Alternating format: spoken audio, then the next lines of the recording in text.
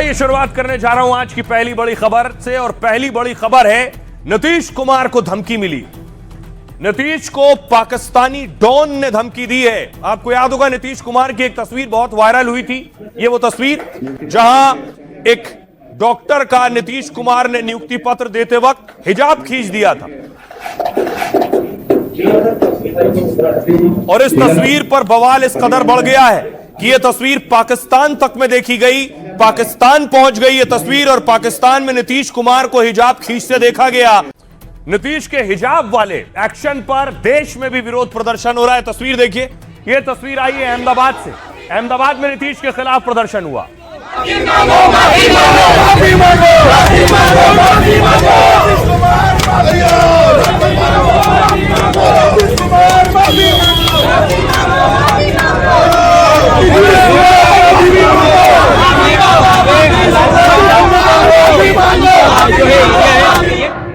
और इसी तरह का प्रदर्शन नीतीश के खिलाफ लखनऊ में भी हुआ। लखनऊ में पुलिस ने लोगों को हिरासत में लिया। महिलाओं का अपमान नहीं सहेंगे, महिलाओं का अपमान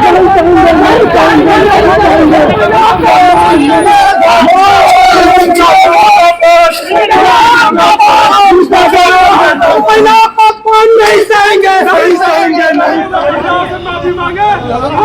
नीतीश कुमार मुर्दाबाद, महिलाओं का अपमान नहीं सहेंगे, महिलाओं का अपमान नहीं सहेंगे, महिलाओं का अपमान नहीं सहेंगे, नीतीश कुमार मुर्दाबाद, महिलाओं का अपमान नहीं सहेंगे, नीतीश कुमार मुर्दाबाद। इसके अलावा देखिए, बाकायदा नीतीश के खिलाफ एफआईआर की मांग हुई। समाजवादी पार्टी की नेता थाने पहुंची हैं नीतीश के खिलाफ एफआईआर की शिकायत करने।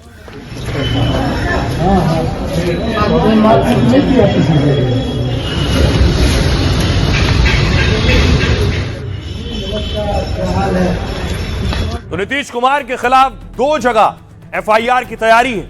कहां कहां?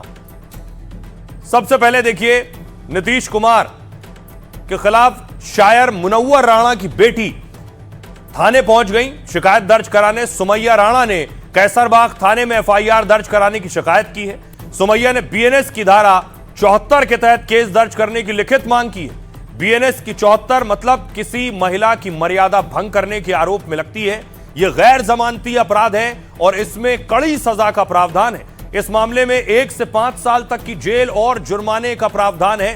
नीतीश कुमार पर ऐसी ही कार्रवाई की मांग की है। सुमैया ने कहा कि यह घटना समाज के लिए खतरनाक मिसाल है। किसी भी महिला का हिजाब खींचना अपमानजनक है। नीतीश की इस गलत हरकत से कार्यकर्ताओं का मनोबल बढ़ सकता है। साथ ही बेंगलुरु में एक वकील ने नीतीश के खिलाफ 0 एफआईआर की शिकायत की है। महिलाओं से अत्याचार पर किसी भी थाने में शिकायत दर्ज हो सकती है। उसके साथ वारदात कहीं भी हो, इसे ही 0 एफआईआर कहा जाता है। बेंगलुरु के वकील उवैस हुसैन ने इसी धारा के तहत केस दर्ज करने की मांग की है और शिकायत में नीतीश पर एक महिला से यौन उत्पीड़न का भी आरोप लगाया है। बिना सहमति शारीरिक हस्तक्षेप, महिला की मर्यादा भंग करने का आरोप, सार्वजनिक अपमान और धार्मिक गरिमा के उल्लंघन की भी शिकायत की गई है।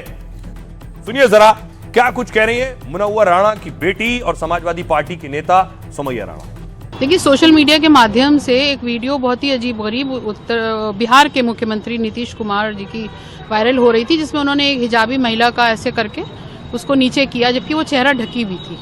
अगर वो चेहरा ढक के आई थी तो उसका मतलब है कि वो चेहरा ढकना चाहती थी और ढकती होगी। उसको इस तरह किसी पुरुष द्वारा बिल्कुल सार्वजनिक तौर पे उसको नीचे करना, एक महिला की के साथ इस तरीके का कृत्य करना यकीनी तौर पर एक अपमान है उसके लिए। संवैधानिक पद पर बैठे हुए व्यक्ति के द्वारा इस तरीके का कृत्य करना, इसका मतलब कि आप अपने दूसरे छोटे कार्यकर्ताओं का मनोबल बढ़ा रहे हैं कि वो इस तरीके की हरकत करें। वो गार्जियन है, अभिभावक है, एक पिता तुल्य गार्जियन थे, एक मोहब्बत में, प्यार में, दुलार में उन्होंने ऐसा किया। बेटी से बेटी है, क्योंकि जितना उनके पिताजी का, जो बच्ची का, हमारे जो फादर होंगे उनसे भी बड़े उम्र के मान्यता है। आप भी जानते हैं, कुछ चंद लोग हैं जो ऐसा ही सब बातें करते रहते हैं। मेरी बेटी को, मेरी बच्ची को बेकार की बातें करते हैं। मेरी बच्ची है, मैं कहना चाहता हूँ गलत लोग कर रहे हैं, ये न करें, राजनीति न करें। और नीतीश के साथ साथ एक और एफआईआर की मांग हो रही है। योगी के मंत्री है संजय निषाद। नीतीश के बयान के बाद ऐसा बयान इन्होंने दे दिया जिसके बाद पार्टी के लोग, बीजेपी के लोग ही इनके खिलाफ बयान दे रहे हैं। देखिए जरा। संजय निषाद यूपी में कैबिनेट मंत्री हैं। नीतीश की यह तस्वीर देखने के बाद निषाद ने कहा, अरे नीतीश कुमार भी तो इंसान ही हैं, सिर्फ हिजाब छूने पर इतना हल्ला क्यों हो रहा है? अगर कहीं और छू देते तो क्या होता? अपर्णा यादव कह रही, किसी को भी महिला की गरिमा, धर्म या जाति पर अमर्यादित टिप्पणी करने का अधिकार नहीं है। नीतीश ने जो किया और संजय निषाद ने जो कहा, दोनों गलत हैं और दोनों को सार्वजनिक रूप से माफी मांगनी चाहिए। पप्पू यादव कह रहे हैं, पूर्णिया से सांसद हैं, हिजाब जबरदस्ती नहीं हटाया जाना चाहिए, लेकिन नीतीश का नजरिया और रवैया गलत नहीं था। नीतीश ने तो एक पिता की तरह उस बेटी से बात की है। इकरा हसन समाजवादी पार्टी की सांसद कह रही, किसी महिला का दामन या हिजाब खींचना खतरनाक है, इसका असर नीचे प्रशासन तक पड़ता है, इसलिए टेंशन है। अगर सीएम ऐसा कर रहे हैं तो सुरक्षा के लिए गुहार कहां लगाएगा? उमर अब्दुल्ला कह रहे हैं, नीतीश को एक धर्मनिरपेक्ष नेता माना जाता था, लेकिन अब उनका असली चेहरा सामने आ रहा है। चुनाव में महबूबा मुफ्ती ने महिला वोटर का बुर्का हटवाया था, यह तब भी गलत और दुर्भाग्यपूर्ण था और अब भी है। महबूबा मुफ्ती कह रही है, सदमे में हूं कि कैसे एक सीएम ने महिला का हिजाब खींचा है। क्या इसे नीतीश के बुढ़ापे का असर माना जाए या मुसलमानों को अपमानित करने की नई आदत है? इमरान प्रतापगढ़ी कह रहे हैं, नीतीश कुमार बीमार हैं, यह देश को पता है, लेकिन संजय निषाद भी बीमार है, यह अब पता चला है। इस देश में नारी की पूजा की जाती है, वहां संजय निषाद का बयान 100 गुना घटिया है। आइए इस पर कैसे सियासी घमासान मचा है वो सुनिए। मुख्यमंत्री हैं तो उनका इस तरह का उन्हें ध्यान रखना चाहिए, बस ध्यान रखना चाहिए। और उसके पीछे जो लोग खड़े हैं, वीडियो देखते हैं, तो वो भी कोई इस तरह की बात नहीं कर रहे जिससे कि मना किया जाए। अगर क्योंकि उस उम्र में अगर कोई साथ रहे, हेल्पर रहे, तो रोक सकता है, समझा सकता है। अफसोस की बात है कि प्रदेश के सबसे बड़े पद पर बैठे हुए व्यक्ति के द्वारा ऐसी हरकत हुई, तो इसका ट्रिकल डाउन इफेक्ट जो है वो बहुत डेंजरस हो सकता है और उनके हेल्थ कंसर्न्स, उनके हेल्थ इश्यूज पे भी हम लोग बहुत कंसर्न है। और मुझे लगता है कि इतनी गरिमा के पद पर होकर, चाहे हेल्थ रीजंस हो या जो भी रीजन हो, this is not acceptable. Mehbooba Mufti साहिबा ने उस वक्त एक लेजिटिमेट वोटर का बुर्का उतरवाया पोलिंग स्टेशन के अंदर, ये उसी चीज़ की कंटिन्यूएशन है। ये हमने कई साल पहले यहाँ देखा, वो भी अफसोसनाक था। और ये भी एक मर्द के तरफ एक मर्द ये करे, ये कहीं पे भी जायज़ नहीं। बहुत शर्म की बात है और नीतीश जी का हम थोड़ा सा लिहाज करते हैं क्योंकि वो बुजुर्ग हैं, लेकिन अगर आप इतने बुजुर्ग हैं कि आप खुदा न खास्ता इतना सीनाइल हो गए हैं कि एक तरफ से आप उनके हाथ में डिग्री थाम रहे हैं और दूसरे हाथ से आप उनका नकाब निकाल रहे हैं। जिस कथन को लेकर आज विवाद खड़ा किया जा रहा है, वह मैंने हंसते हुए सहज भाव से और अपनी स्थानीय भोजपुरी बोली में कहा था, न उसमें किसी समुदाय की, किसी महिला या किसी धर्म के प्रति कोई दुर्भावना थी और न ही अपमान का कोई उद्देश्य मिला था। नहीं, हिजाब नहीं हटाया यार, क्या आप बोलते हैं? वो ठीक है, वो बाप बेटी के तरह उन्होंने कहा, अरे इसको खोलिए। ठीक है, वो बच्ची और बाप का जो रिश्ता होता है, नीतीश कुमार जी का जो एक भाव था या है उस रूप में थी। कांग्रेस और के पास कोई काम तो है नहीं, छोटी छोटी बातों को तिल का ताड़ बना रहे हैं। अब इन लोगों को देखने में और कहने के लिए तो कुछ भी कह सकते हैं। वो घटना जितनी अशोभनीय थी, उससे 100 गुना घटिया बयान है संजय निषाद जी का। संजय निषाद जी, ये देश वो है जहां नारियों की पूजा की जाती है। अब देखिए, सवाल ये है, एक तरफ नीतीश कुमार कटघरे में है, उन पर एफआईआर भी की मांग हो रही है, उन्हें डॉन भी धमकी दे रहा है। दूसरी तरफ वो लड़की है, वो लड़की भी सदमे में है। वो लड़की क्या कह रही है जिसका नीतीश कुमार ने हिजाब खींचा? देखिए, नीतीश कुमार ने जिस महिला डॉक्टर का हिजाब हटाया था, उस नुसरत परवीन ने अब बिहार ही छोड़ दिया है। नुसरत कोलकाता में अपने परिवार के पास चली गई और कह रही हैं कि बिहार में अब नौकरी ज्वाइन ही नहीं करेंगी। डॉक्टर के भाई और परिवार ने उन्हें बहुत समझाने की कोशिश की, यह तक कहा कि जो कुछ हुआ उसमें तुम्हारी गलती नहीं है, लेकिन उन्होंने यह तय कर लिया है कि अब वो बिहार में नहीं रहेंगी, बिहार में नौकरी नहीं करेंगी। उन्होंने कहा, मैं ये नहीं कह रही कि सीएम ने गलत इरादे से कुछ किया है, लेकिन जो हुआ है वो मुझे अच्छा नहीं लगा, मुझे बहुत तकलीफ हुई है, उस दिन सर्टिफिकेट लेने बहुत सारे लोग गए थे। कुछ मुझ पर हंस रहे थे उस वक्त। एक लड़की होने के नाते ये मेरे लिए अपमान जैसा था। तब से मन बहुत अशांत है। घटना को याद कर मैं सहम जाती हूं। नुसरत बचपन से पढ़ने में बहुत अच्छी हैं। डॉक्टर का मानना है, डॉक्टर बनना चाहती थी। आयुष डॉक्टर के तौर पर उन्हें नियुक्ति का पत्र भी मिल गया और 20 दिसंबर से नुसरत को बिहार में पद संभालना था। लेकिन परिवार कह रहा है कि नुसरत अभी सदमे में और बिहार में अभी नौकरी कर पाने की हालत में नहीं है। आइए आपको सुनवाऊं इस पर धर्मगुरु क्या कह रहे हैं। इस तरीके से वीडियो में जो चीज़ दिख रही है कि चीफ मिनिस्टर ने जिस तरीके से उसके हिजाब को टच किया है वो बिल्कुल भी काबिल कबूल नहीं है और हम ये समझते हैं कि ये चीफ मिनिस्टर को इसके लिए मुस्लिम ख्वातीन से अपोलोजाइज करना चाहिए। नीतीश कुमार साहब कौन होते हैं कि मुस्लिम महिलाओं का बुर्का खींचेंगे, उतारेंगे, बेइज्जत करेंगे, रुस्वा करेंगे। मैं मुख्यमंत्री नीतीश कुमार जी से मुतालबा करता हूं कि वो पूरी कौम से माफ़ी मांगे और ये जब माफ़ी मांगेंगे तभी जो है वो हालात मामलात बनेंगे और उन्होंने अपनी गरिमा का ख्याल बिल्कुल नहीं रखा। इस पर उनको शर्मिंदा होना चाहिए। अब देखिए एक और खबर है। नीतीश ने हिजाब खींचा, उस पर बहुत बवाल हो रहा है। लेकिन मैं अब आपको बताने जा रहा हूं, एक पति ने हिजाब ना पहनने पर पत्नी समेत 2 बच्चों की हत्या कर दी। यह तस्वीर आप देख रहे हैं फारूक की। फारूक की पत्नी ने हिजाब नहीं पहना तो फारूक ने पत्नी की हत्या कर दी। न सिर्फ हत्या की बल्कि उसे दफना दिया और गोली मारकर उसकी हत्या की। अगली तस्वीर मैं आपको दिखाऊं, घर में ही दफना दिया, गड्ढा खोदा जा रहा है। यही दोनों बच्चियों को भी मारकर दफना दिया और हिजाब ना पहनने वाली पत्नी को भी दफना दिया।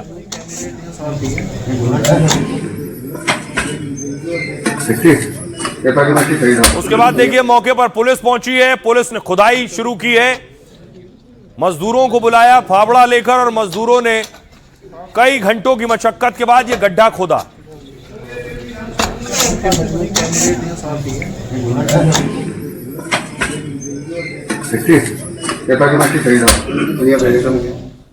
अगली तस्वीर देखिए जरा। उसके बाद इस गड्ढे से पत्नी की लाश निकली। न सिर्फ पत्नी बल्कि दोनों बच्चियों की लाश भी निकली।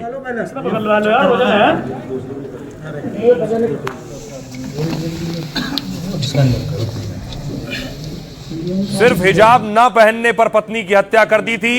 यहां सवाल यह उठ रहा है कि नीतीश के नकाब खींचने पर इतना बवाल करने वाले क्या हिजाब के नाम पर हत्या करने वाले शौहर पर भी कुछ बोलेंगे? इस पर भी एतराज जताएंगे, इसकी भी निंदा करेंगे, इस पर भी प्रदर्शन करेंगे।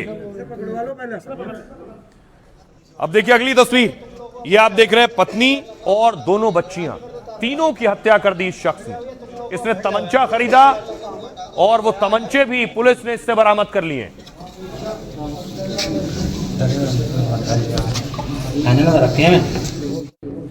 और ये सवाल लाजमी भी है। अब सवाल पूछा जा रहा है, जिन्हें नीतीश के हिजाब खींचने से परेशानी थी उन्हें हिजाब के नाम पर हत्या करने वालों के खिलाफ भी उतना ही गुस्से में होना चाहिए। यह तस्वीर देख रहे हैं फारूक की। फारूक ने पत्नी की हत्या की है।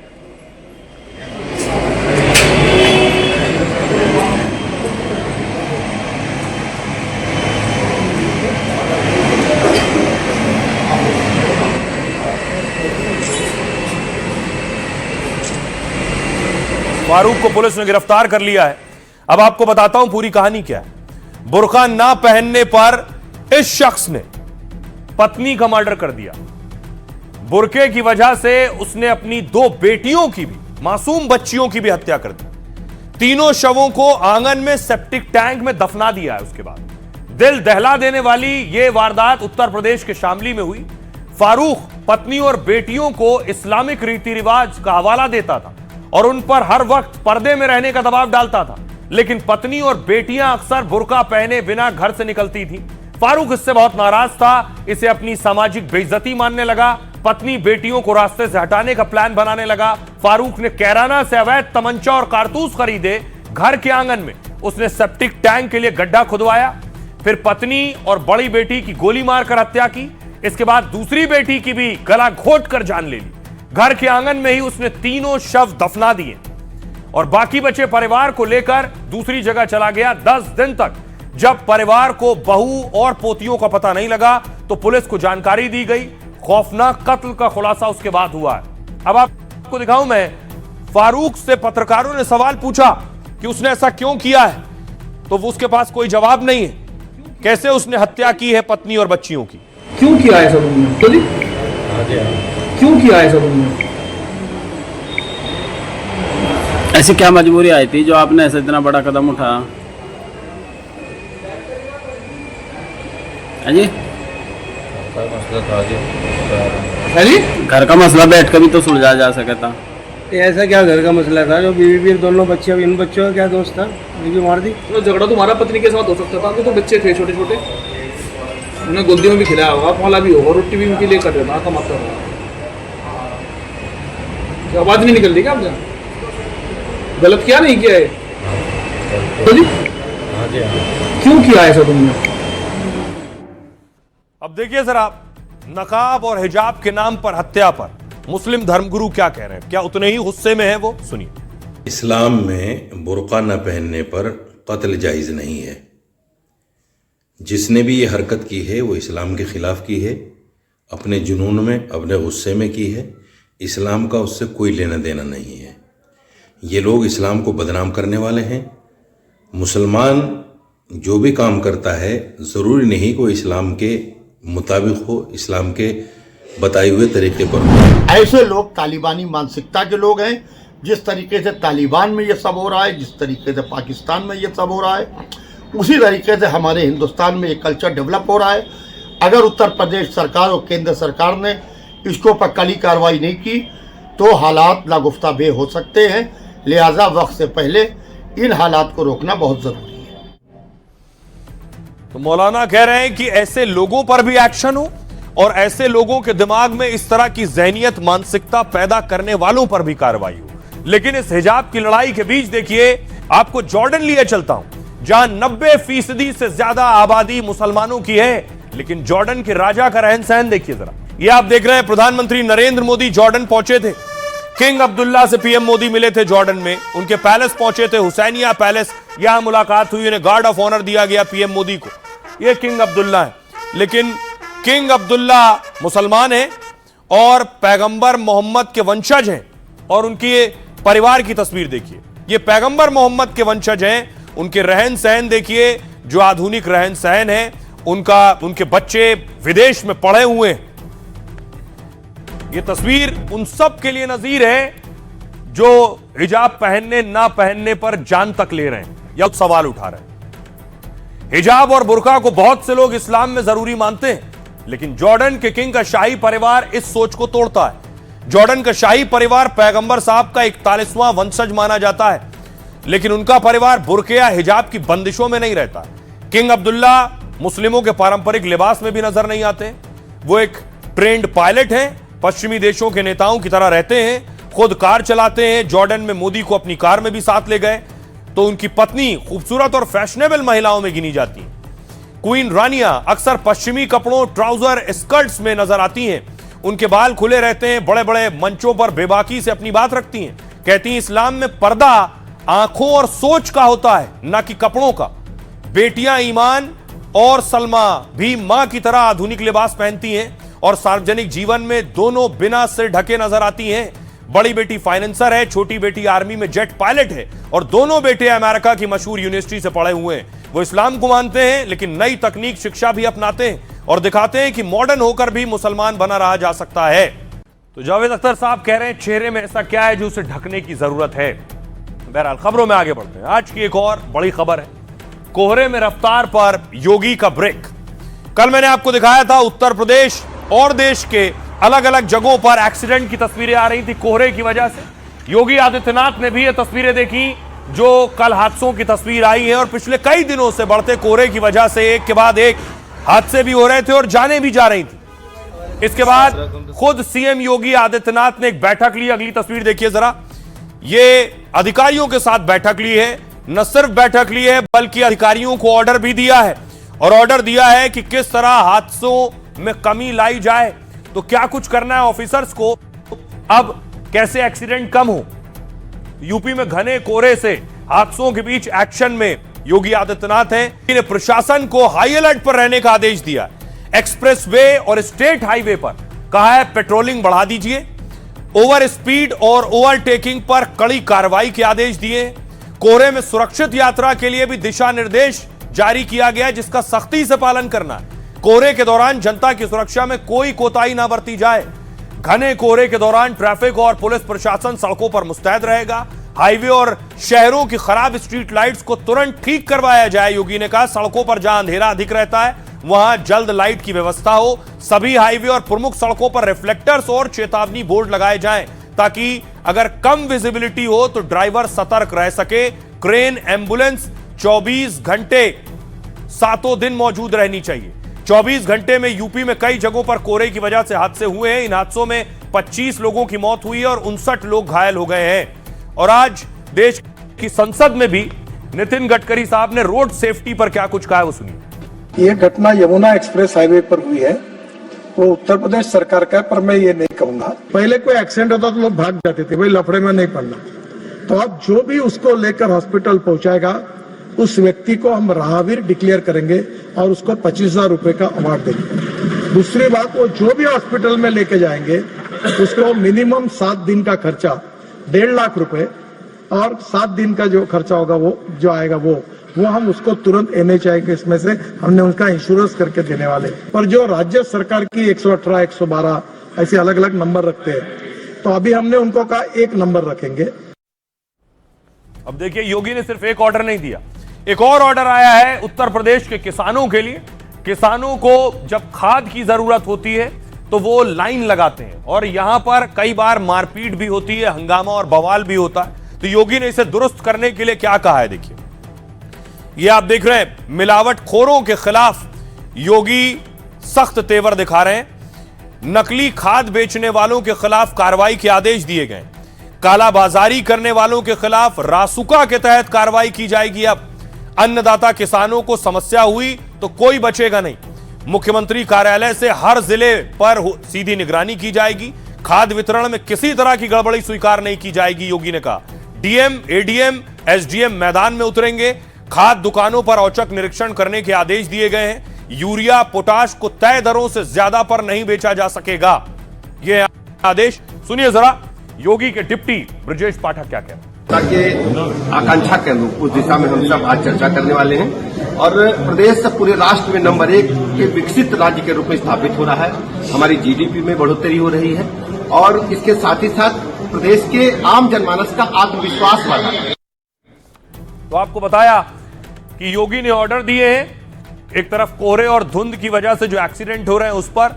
देश की राजधानी दिल्ली में प्रदूषण भी बढ़ रहा है। देखिए, प्रदूषण बढ़ रहा है तो पार्लियामेंट में उसके खिलाफ प्रोटेस्ट भी हो रहा है। चंद्रशेखर रावण को देख रहे हैं, उनके हाथ में एक पोस्टर है जिसमें लिखा है जहरीली हवा है, सरकार लापता है।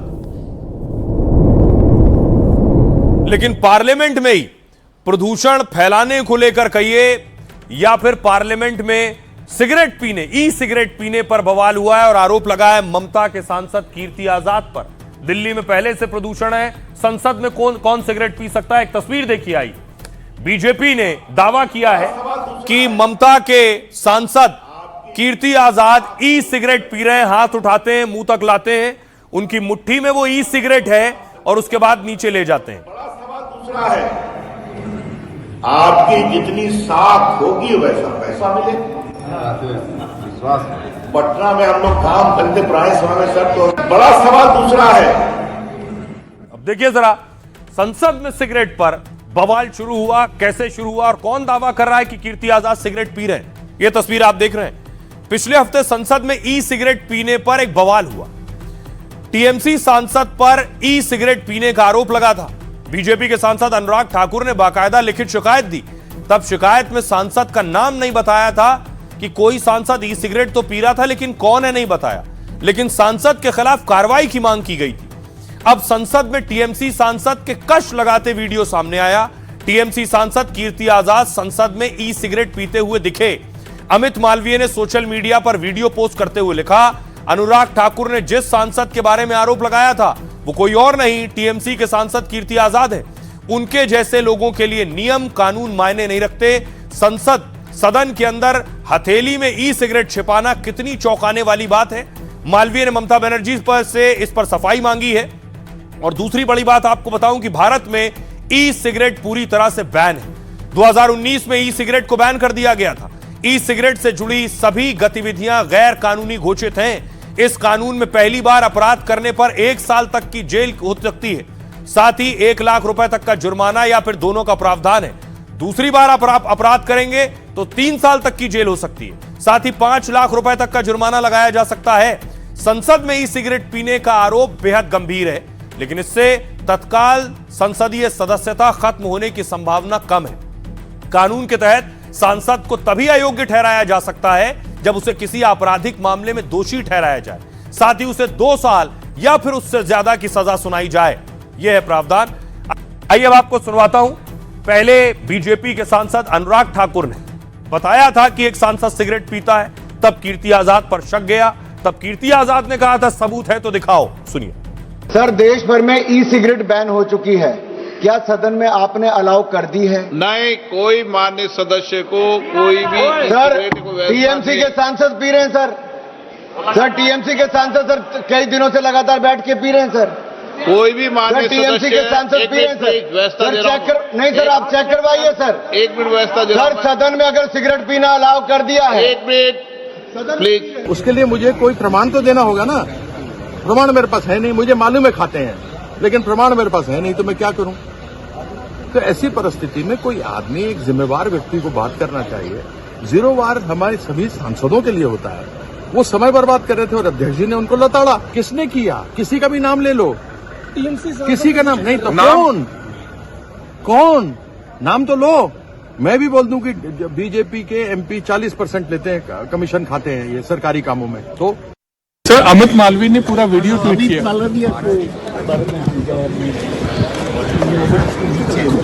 पार्लियामेंट के अंदर ई सिगरेट पीना गैर कानूनी है, ये एक अपराध है।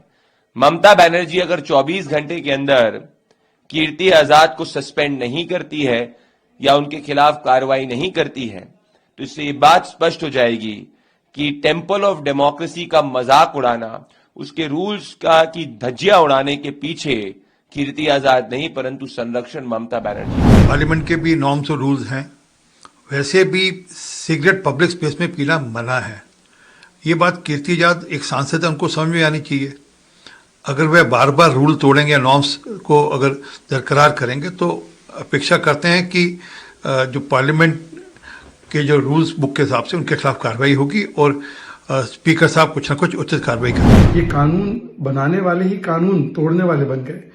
पब्लिक में स्मोकिंग करना ये भी अवैध है, और सबसे बड़ा कि ये पार्लियामेंट की डिग्निटी के खिलाफ है। सोचिए कितनी मर्यादा की चिंता है इनको। ये पूरा विपक्ष जो है डिलीवरी में नहीं, ड्रामे में विश्वास रखता है, रूल्स तोड़ने में विश्वास रखता है, और ये संविधान रक्षक नहीं संविधान भक्षक। तो एक तरफ ई सिगरेट पर बवाल होगा, दूसरी तरफ एक और बवाल चल रहा था पार्लियामेंट में, और वो था नेशनल हेराल्ड को लेकर। ये तो देख रहे हैं नेशनल हेराल्ड मामले पर जो कुछ कोर्ट में कल हुआ, गांधी परिवार को राहत मिली, उसके बाद आज प्रदर्शन हो रहा था। सत्यमेव जयते, सच की जीत हुई है।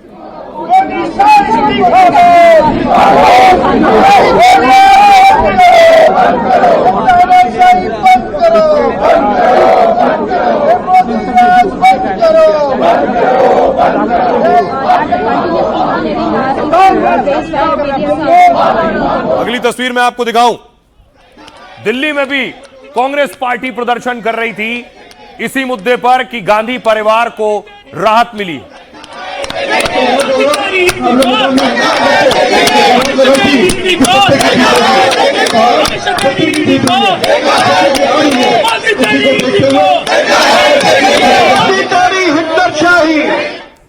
अगली तस्वीर देखिए जरा, आज देश के अलग अलग शहरों में हर राज्य में प्रदर्शन हो रहा था। जयपुर की तस्वीर आप देख रहे हैं।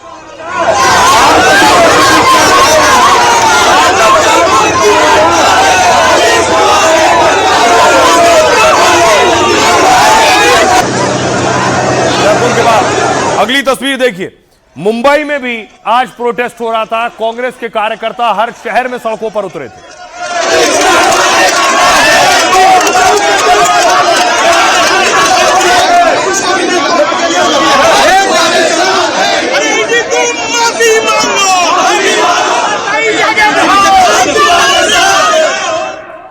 अब देखिए मध्य प्रदेश लिए चलता हूं। भोपाल में भी कांग्रेस कार्यकर्ता सड़कों पर उतरे, प्रदर्शन किया और फिर वाटर कैनन, पानी की बौछार हुई।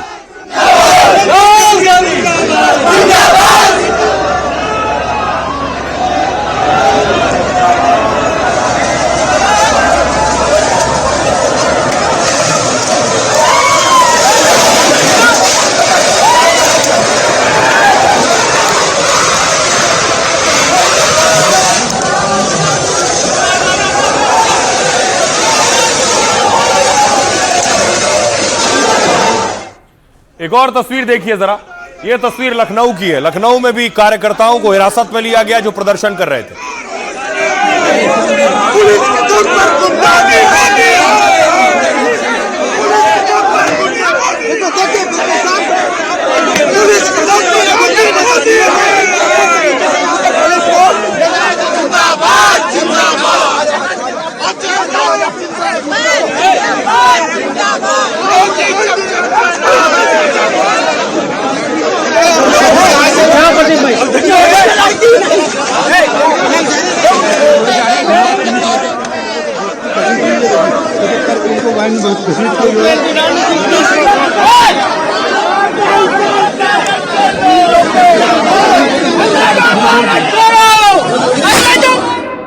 तो कांग्रेस का कहना है उन्हें फंसाया जा रहा था नेशनल हेराल्ड में, इसलिए वो प्रदर्शन कर रहे थे। लेकिन ईडी की तैयारी भी है कुछ। कांग्रेस कह रही है इस फैसले के बाद मोदी और शाह को इस्तीफा दे देना चाहिए, क्योंकि ये उनके चेहरे पर तमाचा है। उन्हें इस्तीफा देना चाहिए ताकि वो लोगों को इस तरह से परेशान ना करें। अगर वो इस तरह का काम करेंगे तो लोग इसे बर्दाश्त नहीं करेंगे। जांच एजेंसियों ने उनकी पार्टी के शीर्ष नेतृत्व को सम्मन देकर बुलाया था, तब भी उन्होंने इस मुद्दे पर मार्च निकालकर राजनीतिक लड़ाई लड़ी। हम सड़कों पर, संसद में उससे बाहर लड़ेंगे और ऐसा करते रहेंगे और उन्हें सबक सिखाएंगे। ईडी इस मामले में लेकिन दोबारा चार्जशीट दाखिल करेगा। ईडी सूत्रों के मुताबिक कोर्ट ने यह फैसला तकनीकी आधार पर दिया है। कोर्ट ने मामले की मेरिट पर कोई टिप्पणी नहीं की है। दिल्ली पुलिस की आर्थिक अपराध शाखा ने नई एफआईआर दर्ज की है और साथ ही ईडी भी अपनी जांच जारी रखेगा। दिल्ली पुलिस जैसे ही अपनी कानूनी प्रक्रिया पूरी करेगी, ईडी इस मामले में दोबारा चार्जशीट दाखिल कर सकती है। सुनिए इस पर सियासतदानों को। जी और शाह रिसिग्नेशन देना चाहिए, वो क्योंकि उनके मुंह पे एक थप्पड़ मारे जैसा हुआ है और आज वो ये समझ के राजीनामा देना चाहिए। ऐसे जनता को सताने का काम वो नहीं करना चाहिए। और पूरी तरीके से दबाने का प्रयास किया जा रहा है, पर कांग्रेस का एक कार्यकर्ता डट कर इसका विरोध कर रहा है और सड़क उतरकर हम इस अत्याचार अन्याय के खिलाफ जो हमारे नेताओं को प्रताड़ित किया गया है और प्रताड़ित किया जा रहा है, हम सड़क उतरकर इसका विरोध करेंगे। और ये भाजपा की सरकार सरकारी एजेंसीज का दुरुपयोग करके हमारे नेताओं का अपमान कर रही है, फंसाने का काम कर रही है। राहुल गांधी एक्यूज नंबर 2 अभी भी धोखाधड़ी का मामला है। नेशनल हेराल्ड एजेएल कंपनी की 2000 करोड़ रुपए की संपत्ति सोनिया गांधी जी और Rahul Gandhi, they are accused in this trial and they are out on bail. तो आइए खबरों में आगे बढ़ते हैं। आज की एक और दिलचस्प खबर है, प्रधानमंत्री नरेंद्र मोदी विदेश दौरे पर हैं। देखिए कहां पहुंचे, ऑर्डर से ओमान और जबरदस्त सम्मान। पहली तस्वीर देखिए जरा, प्रधानमंत्री नरेंद्र मोदी इथियोपिया में थे। इथियोपिया में प्रधानमंत्री नरेंद्र मोदी को गार्ड ऑफ ऑनर दिया गया भव्य स्वागत के साथ।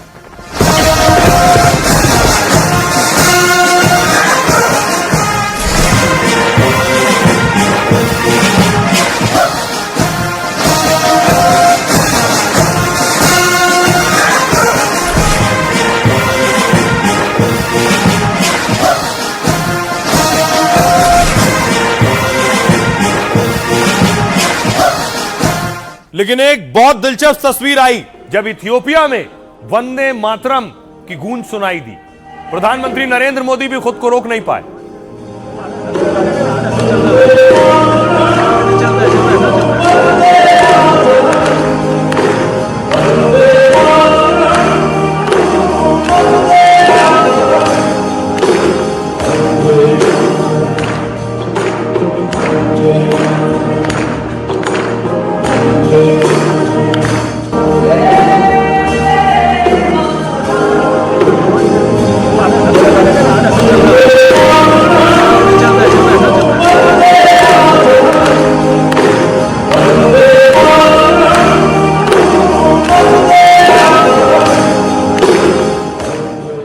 बाद प्रधानमंत्री नरेंद्र मोदी वहां के म्यूजियम और मेमोरियल गए और वहां पीएम मोदी खुद ये बड़ा ढोल बजाने लगे।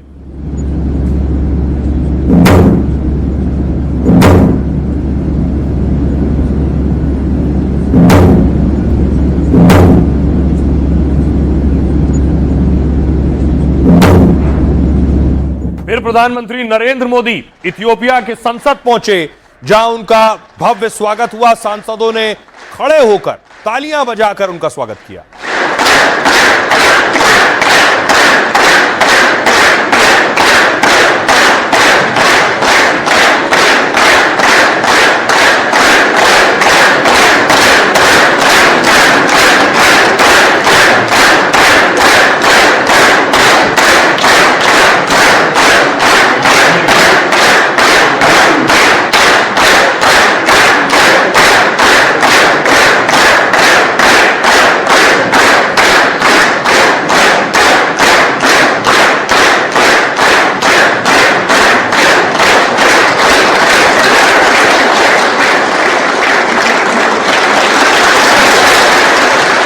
और उसके बाद देखिए प्रधानमंत्री नरेंद्र मोदी खुद एक एक सांसद तक गए और सभी से हाथ मिलाया, उनका अभिवादन स्वीकार किया।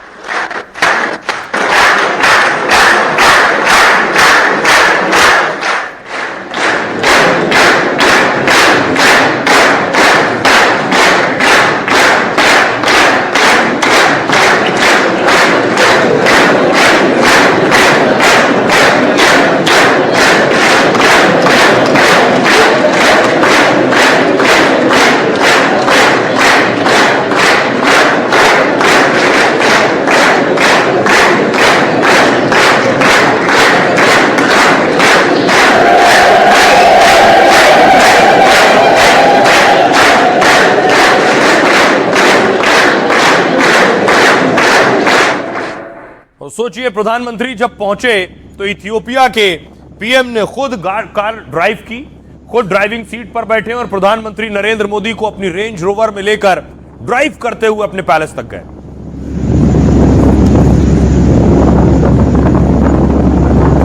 इससे पहले आपको याद होगा जब पीएम जॉर्डन में थे तो जॉर्डन के क्राउन प्रिंस भी अपनी कार खुद ड्राइव करके पीएम मोदी को बिठाकर लेकर गए थे।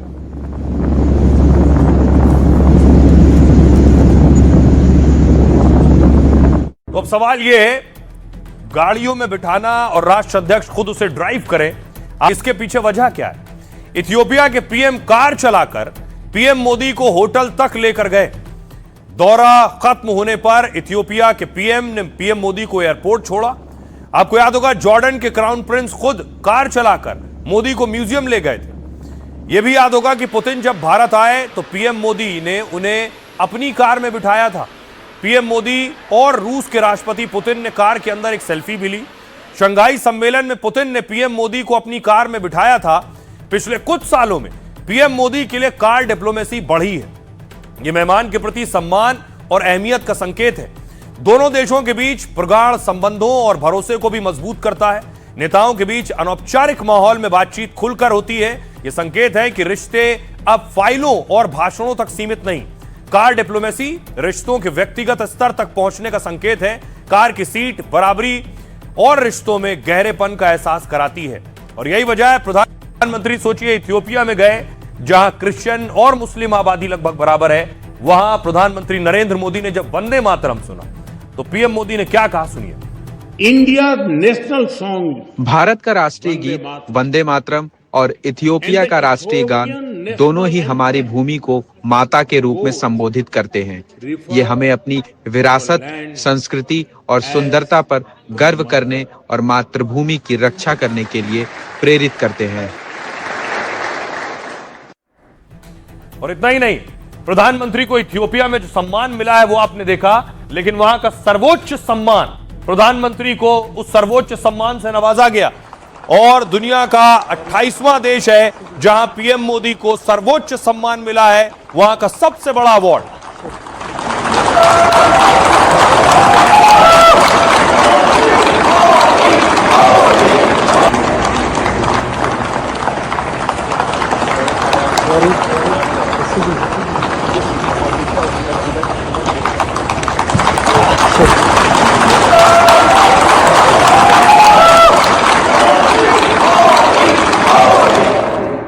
और उससे पहले देखिए प्रधानमंत्री इथियोपिया में थे तो वहां कॉफी का भी स्वाद चखा, क्योंकि आपको जानकर ताज्जुब होगा और शायद बहुत कम लोग जानते हैं कि कॉफी दुनिया में इथियोपिया से ही आई। कॉफी का जनक अगर कोई देश कहा जाता है तो इथियोपिया ही है।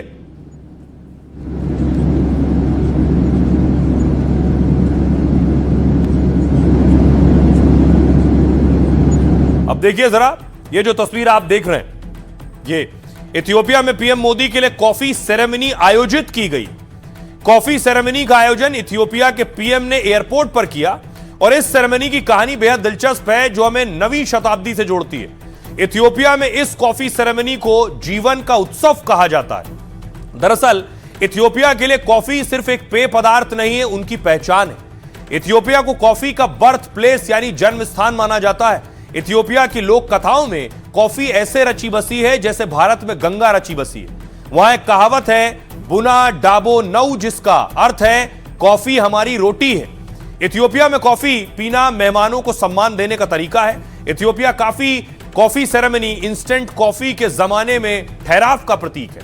यह पूरी प्रक्रिया कला प्रदर्शन की तरह 1 से 2 घंटे का समय इसमें लगता है।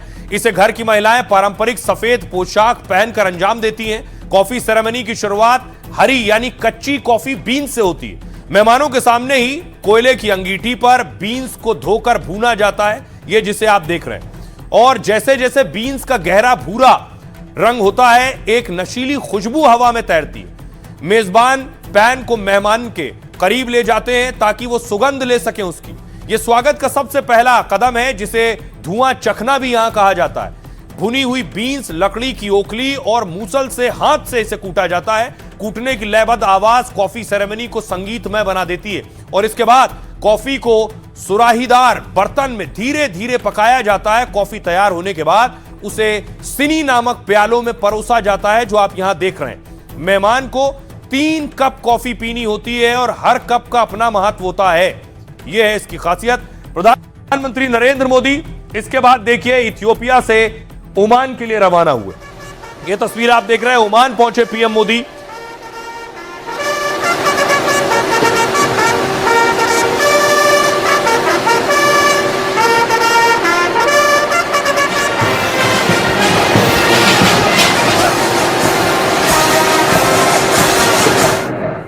और उसके बाद देखिए प्रधानमंत्री नरेंद्र मोदी, वहां अच्छे खासे भारतीय रहते हैं। पीएम मोदी का वहां भव्य स्वागत हुआ पहुंचने के बाद।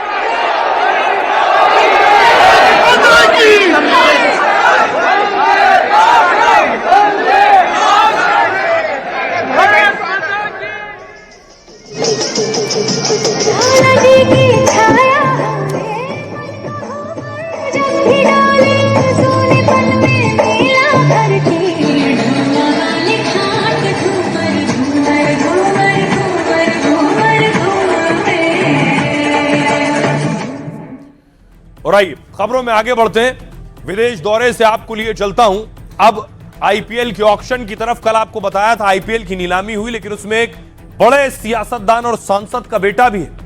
आईपीएल के नए धुरंधर, आईपीएल में नीलामी हुई, बहुत से खिलाड़ी करोड़ों में बिके हैं। लेकिन अगली तस्वीर में आपको बताऊं, नीलामी के उलट एक दूसरी तस्वीर जो सामने आई पप्पू यादव की। अगली तस्वीर दिखाइए। यह पप्पू यादव के सुपुत्र को आप देख रहे हैं। आईपीएल में पप्पू यादव के सुपुत्र भी बिके हैं, उनकी भी बोली लगी है। देखिए जरा आपको बताऊं कि कौन सा खिलाड़ी कहां से ताल्लुक रखता है। बहुत गरीब परिवारों से भी आने वाले खिलाड़ी हैं जो करोड़ों में बिके हैं आईपीएल में। अब देखिए, यह है प्रशांत वीर तिवारी। 14 करोड़ 20 लाख में सीएसके ने खरीदा है प्रशांत को। शिक्षा मित्र के बेटे प्रशांत मेरठ के बाएं हाथ के स्पिनर, निचले क्रम के बल्लेबाज हैं। 20 साल के प्रशांत ने इंटरनेशनल मैच नहीं खेला है। अब वो धोनी के साथ खेलने को लेकर बेचैन है। अगला नाम है कार्तिक शर्मा। 14 करोड़ 20 लाख में इन्हें भी सीएसके ने खरीदा है। राजस्थान के भरतपुर के रहने वाले हैं, कोई इंटरनेशनल मैच नहीं खेला है। आकिब डार 8 करोड़ 40 लाख में दिल्ली कैपिटल ने खरीदा है। बारामूला के आकिब स्टार ऑलराउंडर हैं और भारत के लिए खेलने का मौका इन्हें नहीं मिला है। 29 साल के आकिब बेस कीमत से 28 गुना महंगे। मंगेश यादव, आरसीबी ने 5 करोड़ 20 लाख में खरीदा मंगेश को। मध्य प्रदेश के बाएं हाथ के गेंदबाज हैं। अगला नाम है मुकुल चौधरी। एलएसजी ने 2 करोड़ 60 लाख रुपए में खरीदा है मुकुल को। राजस्थान के मुकुल 21 साल के हैं सिर्फ। 2 साल से घरेलू क्रिकेट में अच्छा खेल रहे हैं। एक और नाम नमन तिवारी। नमन तिवारी को एलएसजी ने 1 करोड़ में खरीदा है। यूपी के देवरिया के रहने वाले हैं नमन। आर्थिक तंगी से नमन ने क्रिकेट छोड़ दिया था। उनके पिता एलआईसी एजेंट हैं। सार्थक रंजन पूर्णिया से सांसद पप्पू यादव के बेटे हैं सार्थक। केकेआर ने बेस प्राइस 30 लाख में खरीदा है सार्थक को। मां रंजीत रंजन कांग्रेस से सांसद हैं। आइए अब आपको सुनवाता हूं, सुनिए जरा परिवार के लोग क्या कह रहे हैं और रंजीता रंजन क्या कह रही है। ये तो आंसू निकलते हैं, खुशी का कोई ठिकाना नहीं है हमारा। ये ख्वाब तो हम 10 साल से देख रहे हैं कि वो कब आईपीएल में जाए, और हम ये चाहते हैं कि वो इंटरनेशनल टीम में अब चला जाए, वो हमारी ख्वाहिश है। बढ़िया रेट लाख तिवारी। चला फिर बात की जाए भैया तिवारी तालका मचा दे पूरा, एकदम चेहरा गदगद होएगा पूरा। हर हर महादेव। उसकी 17 साल की तपस्या है और वो एक जेन्युइन स्पोर्ट्स पर्सन है। मैं भी लॉन टेनिस खेलती रही और बिटिया भी बास्केटबॉल खेलती है। ये उसकी तपस्या है। देखिए प्लेयर्स, बहुत सारे प्लेयर मेहनत करते हैं, लेकिन गॉड ग्रेस उसको आज ये चांस मिला है, तो ये फुल उसकी तपस्या और मुझे बहुत प्राउड मोमेंट है। राइट, खबरों में आगे बढ़ते हैं। रंजीत रंजन को सुन रहे थे जो कह रही थी मुझे फक्र है बेटा उनका सेलेक्ट हुआ। तारा में फुटबॉल के जादूगर पहुंचे मेसी, जो अलग अलग शहरों में गए उनको लेकर बहुत क्रेज था। और जामनगर के वंतारा पहुंचे अनंत अंबानी ने जिस वंतारा को संवारा है, वहां पहुंचे मेसी।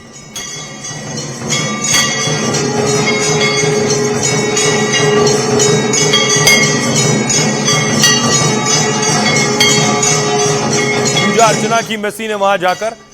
उसके बाद देखिए वंतारा में वन्य जीवों के बीच पहुंचे हैं मेसी।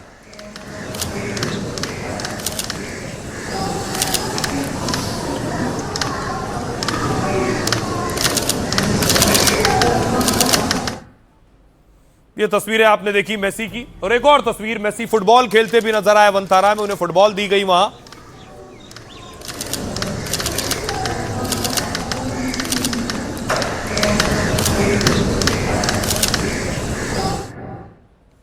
अब आपको बताऊं, मेसी को फुटबॉल खेलते आप देख रहे थे।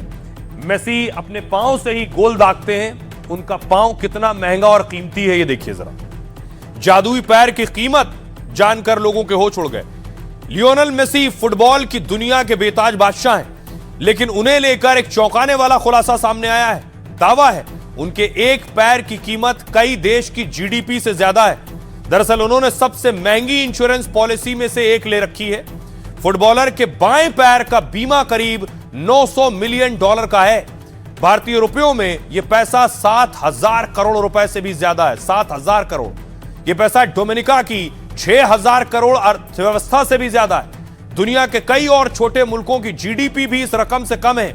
मेसी का बायां पैर ही जादुई हथियार है जिससे सर्वश्रेष्ठ खिलाड़ी उनको बनाया है। यही वजह है कि इसकी सुरक्षा के लिए इतनी भारी रकम खर्च होती है। फैंस के मन में सवाल है कि मेसी भारत आए लेकिन कोई मैच नहीं खेला। इसके पीछे भी फुटबॉलर मेसी की इंश्योरेंस पॉलिसी बताई जाती है। इतनी बड़ी बीमा राशि होने से कई तरह की पाबंदियां भी लागू होती हैं और इसकी वजह से वो आधिकारिक मैच के अलावा किसी मैच में नहीं उतरते। बीमा कंपनी उन्हें अनौपचारिक मैच खेलने की इजाजत नहीं देती है। तो मेसी कह रहा है मैं भारत वापस आऊंगा। बहरहाल आप अपना और अपनों का बहुत बहुत ख्याल रखिए। रुक रहे हैं एक छोटे से ब्रेक के लिए, लौट रहे हैं कुछ ही पलों।